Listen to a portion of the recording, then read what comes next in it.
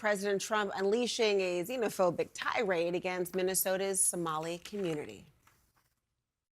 I don't want them in our country, I'll be honest with you. Okay? Somebody would say, oh, that's not politically correct. I don't care. I don't want them in our country. Their country's no good for a reason. Their country stinks. We're going to go the wrong way if we keep taking in garbage into our country. When they come from hell and they complain and do nothing but bitch, we don't want them in our country. Those are the words of the President of the United States. And this is action. ICE will be heading to Minneapolis and St. Paul in Minnesota. Why? To target Somali immigrants. Now, over what exactly? Somalians ripped off that state for billions of dollars, billions, every year, billions of dollars, and they contribute nothing. I think what he means to say is that there were defendants who had due process, some of whom were also Somali, who were convicted of crimes, but maybe shorthand was effective for the president. You can take issue with the president's language.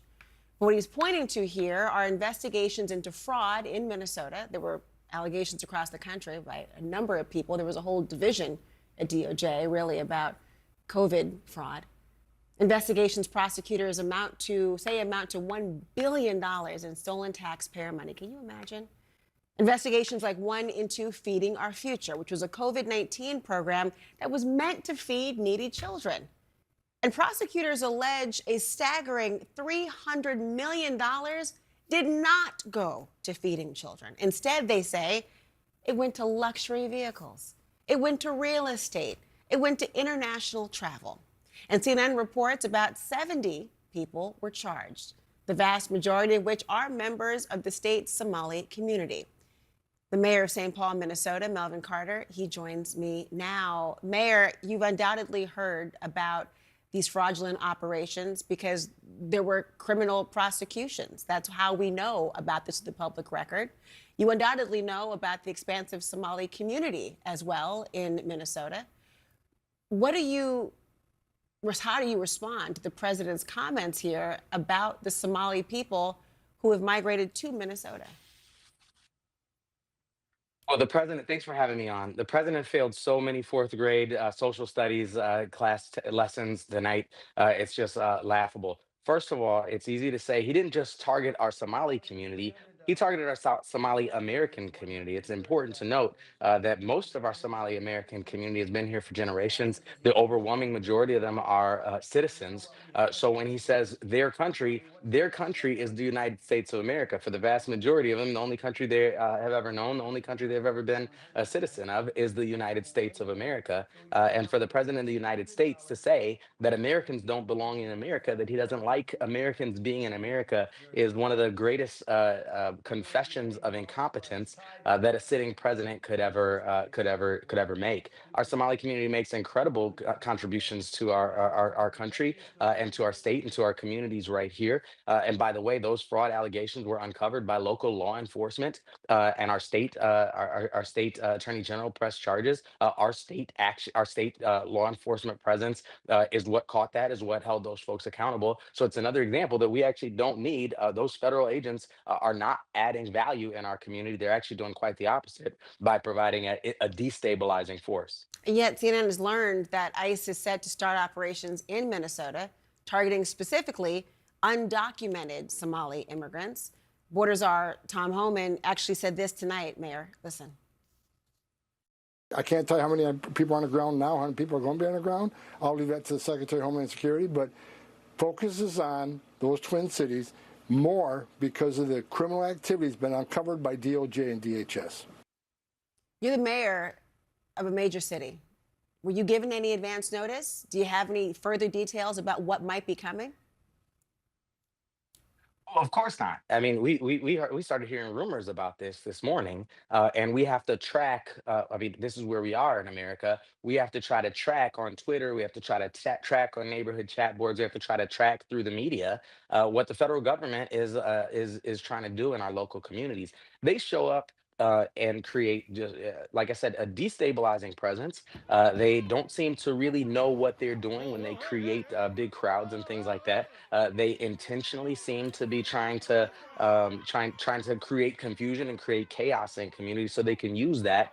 To escalate against crowds. We had them show up in our community a couple of weeks ago and created a big crowd, and they ran over people's toes and maced the crowd to get out, and told us at the end they arrested 14 people, Laura, of whom one of them they said had a past charge for something. And they know the difference between a charge and a conviction, as you talked about, sort of the language that we use. So they did all of that. In the name of arresting 14 people who were just trying to go to work that day, who didn't have any convictions, as far if you believe them. And so, this all of this public safety language, all this accepting, all this "we're going to keep you safe" language counts on me and you to believe that somebody is a danger to our communities just by virtue of looking different than we are and maybe speaking a different language. And St. Paul, Minnesotans, we don't go for that.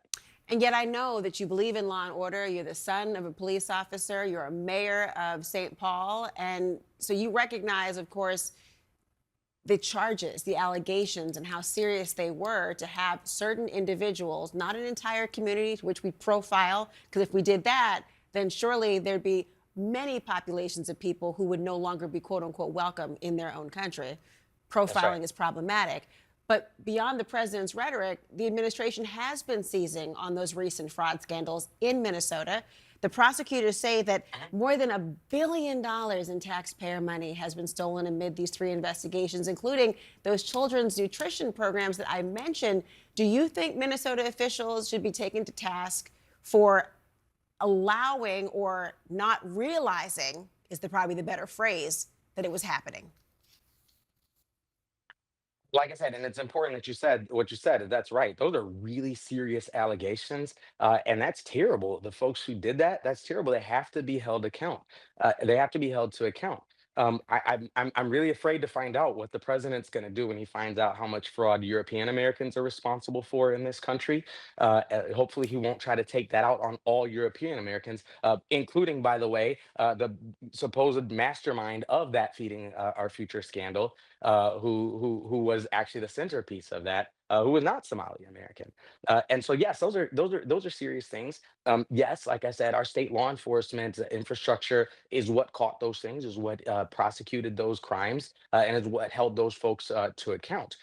This notion that we're going to take a whole nation and declare a whole nation of people guilty for crimes that a couple of individuals did. That's astoundingly un-American. It's a fallacy of logic and a fallacy of justice. And like I said, we get a chance to go to work every day. We have Somali American members of our community who are doctors and who are dentists and who are teachers and who are healthcare providers and who are business owners and do a whole bunch of things. I sure would love to see the president get to know who our Somali American community is a little bit better, starting with understanding that they are Somali Americans, they are American citizens, and his job is to help ensure their quality of life, their access to life, liberty, and happiness, just along the rest of us. Mayor Melvin Carter, thank you for joining.